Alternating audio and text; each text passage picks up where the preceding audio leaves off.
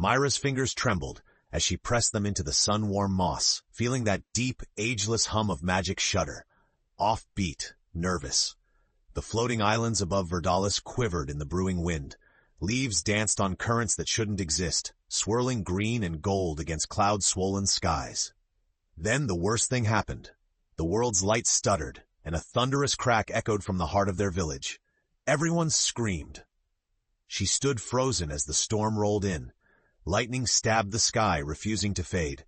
Magic fizzed, wild, unpredictable, as a crystalline shockwave pulsed outwards, splitting the plaza's ancient oak in two.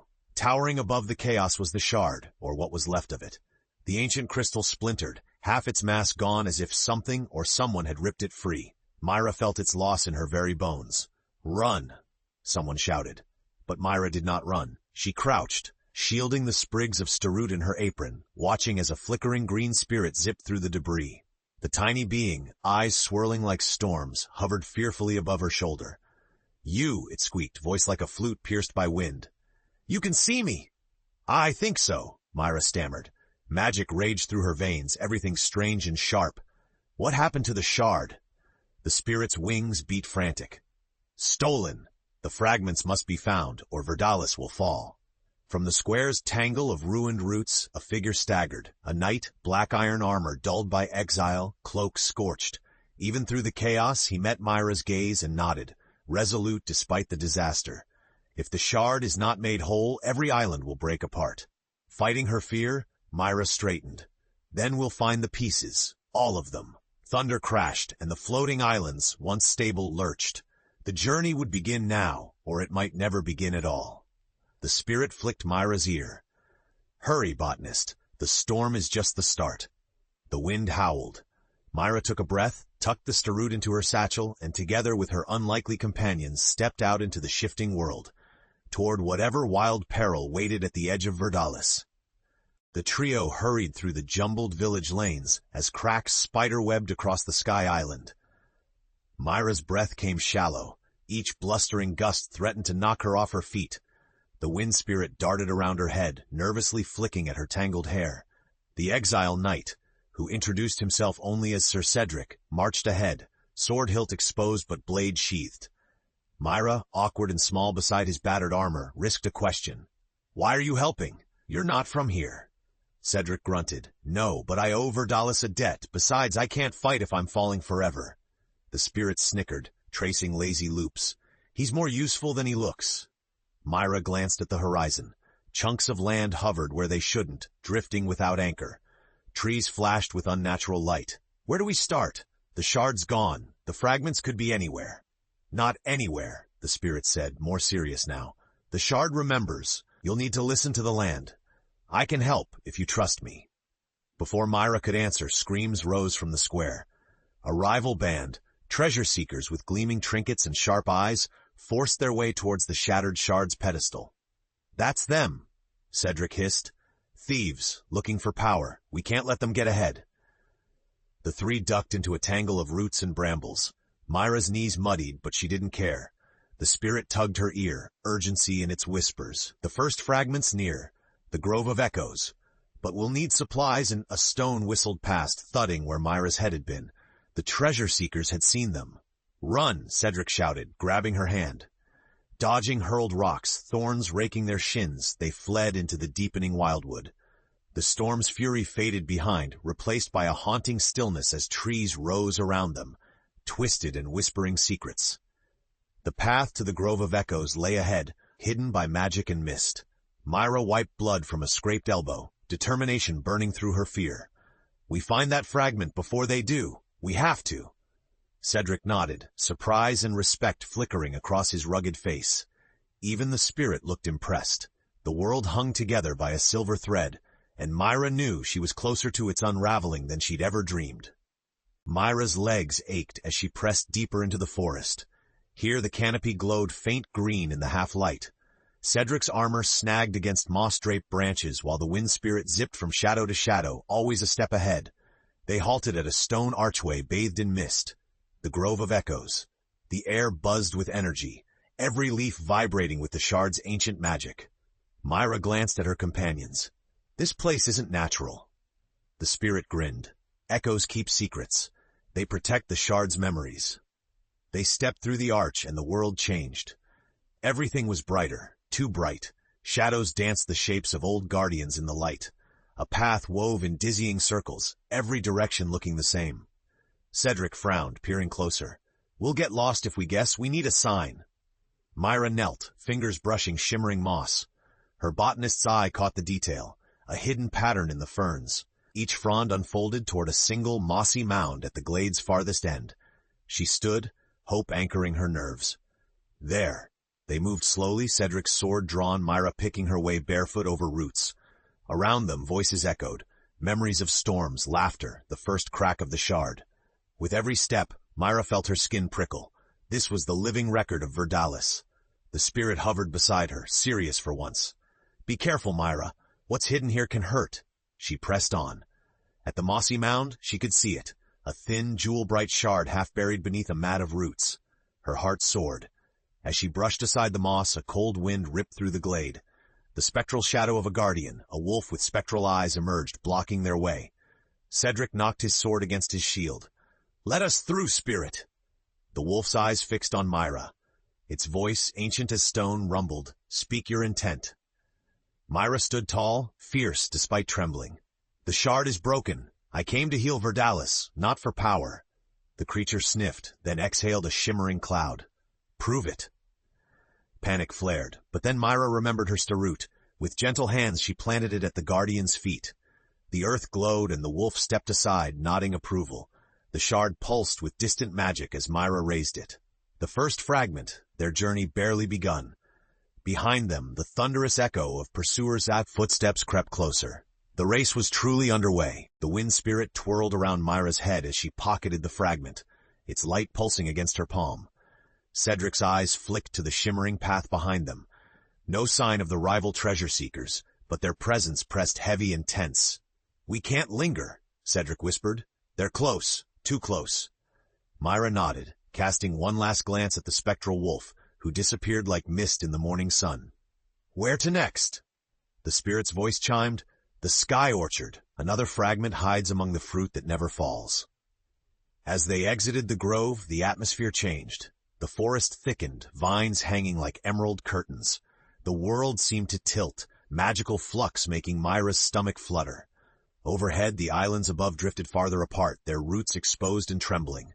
Suddenly, a voice rang out through the tangled underbrush. You! Give us the fragment! The rival band burst in, a trio, their leader a sharp-eyed woman with a cloak patched from a dozen magics. Their wands glowed. Cedric stepped forward, shield raised. You'll have to go through us. So be it, the woman sneered. A flurry of wind and ice shards pelted them. Myra ducked, rolling behind Cedric, clutching the fragment. The air crackled, magic colliding with steel. Cedric deflected blast after blast, grimacing but steady. Myra, heart-pounding, dug into her satchel for the last starut, pressing its leaves to the glowing shard. A rush of green magic burst outward, vines shooting up to bind the rival wands. Nice try, the spirit teased, then zipped to Myra's side, wings humming like a battle drum. With the treasure seekers tangled and cursing, Myra and Cedric dashed deeper into the wild, the wind spirit guiding them through shifting roots and uncertain paths. Soon, the air cooled. Sweet perfume drifted on the breeze as the trees opened into an orchard floating above a bottomless mist. Silver fruit dangled, shining with impossible rainbows. The orchard shimmered, hanging between sky and memory. Myra breathed in awe. Cedric sheathed his sword, letting magic and trust guide him instead. The spirit's voice turned hushed. The second fragment is here, but you'll have to outwit the orchard's trickery. Myra squared her shoulders. We're not giving up. Verdalis is counting on us. High above, the sky cracked again. Magic surged. Time was slipping away. The trio stepped into the sky orchard, breath catching at the sight. The trees grew on floating aisles within the aisle, roots dangling into the white void. Fruit glittered like lanterns, golden, silver, improbably blue. Yet none ever fell. In the strange stillness, Myra could almost feel the shard's fractured pulse hidden among the boughs. The spirit landed on Myra's shoulder and whispered, The fruit guards more than just seeds. Some say it keeps memories and dangers inside. Cedric tiptoed forward, curiosity and caution warring in his furrowed brow. If it's a puzzle, we should look for a clue. As they searched, branches twisted and shimmered, rearranging paths. Myra brushed her fingertips along a silver apple, remembering the old rhyme they'd sung as children. Fruit that falls will end the day, fruit that's plucked will show the way. A sudden, shuddering rumble rolled through the orchard. The rival band had broken free and were drawing near, their magic echoing like distant thunder. "Quick!" Myra hissed. "Help me find a fallen fruit!" Cedric scanned the grass while the wind spirit zipped upward, eyes wide. There, near the roots! A single pearlescent fruit rested on the moss. Myra snatched it up. The moment she did, the world spun. The tree's branches grew into an archway, drawing them toward a hollow with strange mosaic bark. From inside the hollow, a green light flickered. The second fragment hovered, just out of reach, guarded by a dozen mirror images of Myra herself, each one daring her to step forward first. Cedric covered her with his shield. "Don't let them fool you." Myra faced the reflections, heart drumming. "What do you want?" They spoke as one, voices sharp. "Tell us why you seek what's broken. Say the truth, or be lost in ourselves." She swallowed, meeting their spectral eyes. "I'm afraid, but Verdalis gave me life. The shard binds us all. If it breaks, everyone falls. I won't let fear stop me." A single reflection faded, then another, until only Myra remained, standing tall. The fragment dropped into her hands. Magic pulsed, stronger now, light curling up her arm. Cedric grinned. "2 down. How many more?" The spirit's smile twisted. 3 more fragments, but the next path lies in the ruins below, the scariest place of all. Thunder rolled overhead. The ground shuddered as rival treasure seekers cursed just behind them. With one last, grateful look at the fading orchard, Myra tightened her grip on the fragments. Together they leapt through the archway, tumbling into the mist toward danger unimaginable. Myra's heart pounded as the trio tumbled from golden sky to gloom. They landed hard on old stone, coughing in the ancient dust of the ruins below. Here, the magic was cold. No gentle wind, no song of growing things, only the hollow echo of their footsteps and far-off crashes from above. Light flickered in shards through broken ceilings. Jagged archways hinted at a civilization Verdalis had forgotten, a place where even the wind spirits seemed uneasy. Cedric drew his sword, voice low. "Stay close. If this was once a city, it's now a maze."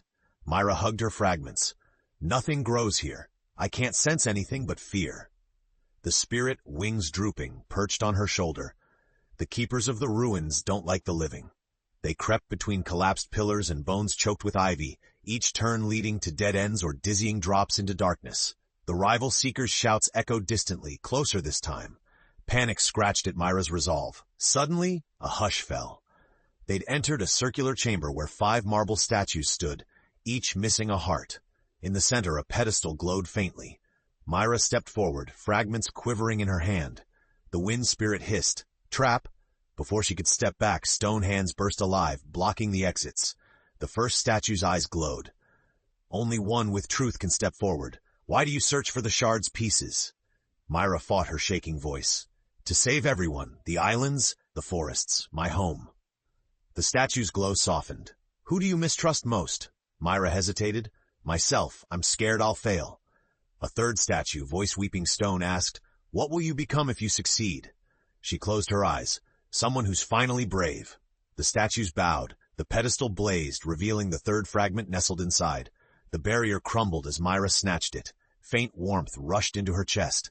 She'd faced her secrets and survived. But just as they turned to flee, the rival treasure seekers spilled into the chamber, faster and angrier than before.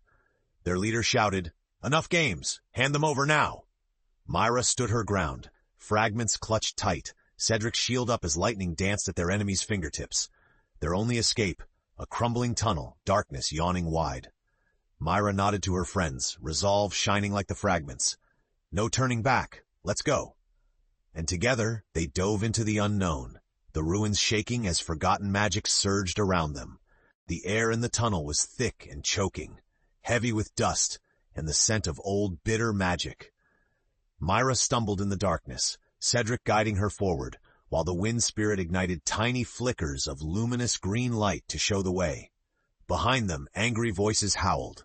The rival seekers couldn't have followed far with the statues in their path, but Myra felt their hunger biting at her heels. At last they emerged, blinking into a strange twilight. They stood atop a floating bridge, an ancient thread of stone stretched high in the sky, swaying between two drifting islands. Far below, clouds boiled and the world's edges blurred with chaos. Cedric drew a sharp inhale. "Don't look down." Myra clutched her fragments tighter, forcing herself to steady her breathing. "What next? Where is the fourth piece?" The wind spirit shivered in the high air. "Follow the bridge. At its heart grows the lantern tree, oldest in Verdalis." Before they could set out, the bridge shook violently. Branches burst up through the stone, twisting and writhing, blocking their way. Myra gasped in alarm. Shapes formed out of the vines, more guardians, these ones thorny and wild. A voice spoke, deep and entwined. "You carry pain and hope. The shard will not yield easily." Cedric readied his sword, but Myra held up a hand. With her free palm, she pressed the fragments close to her heart and stepped forward. "We came to heal, not to take. Verdalis is breaking. Let us through." The guardians hesitated. The vines quivered. One brushed against Myra's arm, not to harm, but to feel the truth inside her. Her own memories flashed. The first time she coaxed a seed to life, the faces of her village depending on her. She bit her lip to stay strong. "You may pass," the vine guardian intoned, pulling aside to reveal a glowing path of blossoms winding through the bridge. The lantern tree stood ahead, its trunk gleaming as if carved from moonlight. A fourth shard fragment glimmered among its highest branches. Myra turned to Cedric. "Boost me up?" He nodded, interlacing his fingers for her foot. The wind spirit danced above for balance. Gritting her teeth, Myra climbed, heart pounding as the heights dropped away below. She stretched, fingers brushing the fragment, then snatched it free, magic singing through her. Below, Cedric called, "You did it!" But the wind grew colder. The rival treasure seekers had found another way across, crowding onto the swaying stone with dark determination in their eyes. Myra dropped to the bridge, all fragments now in hand but one. The endgame was near, and every step counted. As storm winds howled, the team pressed onward, certain that the final shard and the fate of all Verdalis would soon meet them face to face. The wind nipped at Myra's face as she sprinted over the last of the bridge, clutching the four fragments so hard her knuckles went white. Behind her, Cedric and the wind spirit urged her onward, while the rival treasure seekers, now fewer, but twice as desperate, scrambled after them, storming up with crackling wands and hungry eyes. The path shrank to a ledge spiraling upward around Verdalis's largest floating peak. Above, lightning stitched the sky as if the heavens themselves were fraying. In the distance, Myra could see the shattered heart of the shard's pedestal, lit by pulses of wild, failing magic. If they didn't restore it soon, all would be lost. Suddenly, a deafening screech split the air. Gargantuan shadowhawks, drawn by the exposed magic, dove out of storm clouds, talons glinting. "Keep moving," Cedric shouted, swiping his shield at a hawk as Myra ducked behind boulders. The wind spirit whooped, sending shimmering gusts to distract the birds just long enough for them to scramble higher. As they reached a narrow plateau, Myra caught her breath. She looked at the fragments, 4 out of 5, close enough that she could almost feel their longing for the fifth. The wind spirit's form flickered, its voice strained. The final fragment, it waits above, but not alone. A ghostly figure materialized at the path's end, a tall, robed being with eyes like quiet pools, shimmering with the memory of Verdalis's first dawn. An original guardian. Cedric lifted his sword, but Myra touched his arm. "We didn't come to fight. Guardian, please. Verdalis is breaking. Let us heal it." The ghost sage shook its head, voice deep as roots. "Many come seeking power, not peace. Prove to me you carry the will and wisdom to mend what was shattered."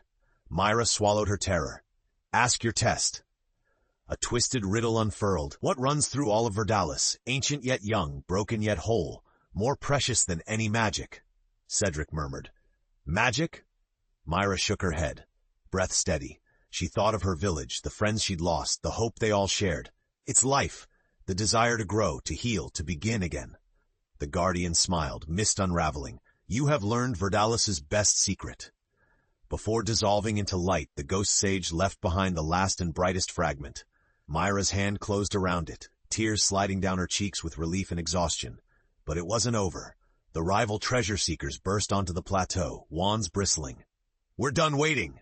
Hand it over, now!" Myra stepped before her friends, piecing together the 5 fragments as the sky above twisted, islands buckling and skies roaring in warning. The final contest for Verdalis's fate had arrived. Myra stood at the edge of the world. Above, the sky spiraled with violet streaks, the floating isles groaning as magic failed with every fading moment. All 5 fragments pulsed in her hands, trying desperately to fuse, while the treasure-seekers formed a menacing half-circle, wands sparking and faces set in desperate resolve. Cedric moved to her side, his shield battered but his stance unbroken. The wind spirit bristled, summoning an updraft to spin loose stones between Myra and their foes. The rival leader, cloak-torn and hair-wild, flung out her arm. "You can't restore the shard. Give us the power or everyone falls." Myra met her gaze, seeing the same fear and hope that churned inside herself. "If we fight now, Verdalis dies. This power isn't meant for only one. If you help me, maybe, just maybe, it will save us all." For a tense heartbeat, no one moved. The wind battered at them. Debris from crumbling islands rained down. The ground beneath started to split with fissures of blue light. One by one, the rival seekers hesitated. Their leader's voice quivered. "Why should we trust you?" Myra's voice was raw but steady. "Because I'm scared too. But I chose hope. Verdalis has always been about growing through what we share." Behind Myra, Cedric sheathed his sword and held out his empty hand. The gesture hung in the air, a bridge of trust. The leader stared, then slowly lowered her wand. The others followed. The wind spirit zipped up, swirling above Myra's head. "The shard must be joined at the pedestal, now or it's the end for all of us." Working together, the rivals and Myra's group ran the winding path toward the pedestal at Verdalis's heart. The floating islands jostled, some breaking away and spinning toward oblivion. The sky fractured, thunder bellowing like a death knell. At the pedestal, Myra knelt, fragments glowing. Cedric and the rival leader flanked her, full of tension and hope. The wind spirit guided her hands. With trembling fingers, Myra placed each fragment in its slot. Each one shivered, threads of magic lacing around them. Myra whispered, "For all of Verdalis." As she set the final piece in place, a surge of power tore through the island. Light exploded, and Myra saw the world's memory flash before her eyes. The beginning, the first storm, the hope of every plant, animal, and person across Verdalis. But the shards resisted, magic flickering. Myra's strength started to fail as the storm clawed at the pedestal. She gritted her teeth and reached within, not for magic, but for hope, every friendship she had made. The shard trembled, so close to healing, and then everything hung in the balance. Light and wind howled around them as Myra pressed her palms to the fractured shard, her entire body shaking from the effort. She felt Cedric's hand on her shoulder, grounding her, while the wind spirit breathed tiny currents of hope into her ear. The rival leader, eyes glistening with uncertainty, slid in beside her, laying cautious hands on the pedestal. Together, they lifted their voices, not in spellwork or command, but in a raw, trembling promise. "We restore Verdalis for all." The shard screamed, resisting the joining. Magic lashed out, memory and fear flickering across the rock. Myra thought she'd be swept away. Her mind screamed for her to let go. But she remembered every single lesson from her journey. The grove's trust, the orchard's test, her smallest kindnesses, her biggest mistakes, and each hand she'd held along the way. Cedric's voice cut through the roar. "You're not alone, Myra. Don't fight it. Trust us." Myra's heart felt like it would burst. She reached out, not for power, but to share the burden. Each companion added their strength. The rivals, at first uncertain, squeezed in closer, their magic humming with a different frequency, until every hand was on the shard. Myra surrendered her own fear, letting the love and hope of Verdalis fill her instead. The fragments pulsed, aligning at last. Blinding turquoise light shot skyward, racing to knit the islands together. Roots and vines unfurled from the pedestal, rock mended, and the floating isles pulled together, their trembling stilled.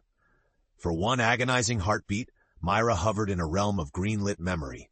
Plants, people, all of Verdalis connected and whole. The shard healed. The storms outside broke, dissolving into gentle rain. Lightning played harmless across the sky. Air became soft and fresh, and the mist gave way to the first clear sunrise Verdalis had seen in years. Myra sagged to the ground, exhausted. Cedric let out a shaky laugh and helped her up. The wind spirit danced overhead, triumphant. The rival leader knelt beside Myra. "You really did it." "No, we all did." Myra managed a tired smile. Verdalis was never meant for just one of us. In the days that followed, word of the restored shard spread. People emerged, blinking in the dawn, rebuilding their homes together. Rivals and friends, botanists and knights, wind spirits and guardians. Myra was changed, braver, wiser, aware that even an underdog can hold a broken world together if she dares to try and refuses to do it alone. High on the floating isles, Myra pressed a freshly grown sprig of starroot into the new grass and smiled toward the horizon. The world shimmered, whole again and brimming with hope.